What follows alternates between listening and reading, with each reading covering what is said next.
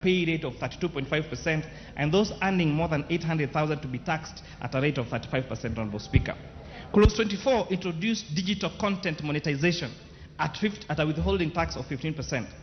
However, we notice that this is, if you compare the withholding tax on other professions, whether it's legal fees, accounting fees, management fees, and all the other professional fees, withholding tax on all these particular fees is at 3%, Honorable Speaker. And that is why we found that charging digital content creators at 500% more was unfair and punitive to this very, very growing sector. And we propose that this withholding tax be reduced to 3% withholding tax, Honorable Speaker. And it's good also, Honorable Speaker, to appreciate the expansion of this particular sector. We have got very, very many Kenyans, especially young Kenyans, who are exerting very, very well on this space.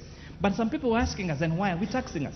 I'd like to remind our digital content creators, Honorable Speaker, the teachers that got employed recently that earn an income of 30,000 shillings per month, Honorable Speaker, they pay their rightful share of tax.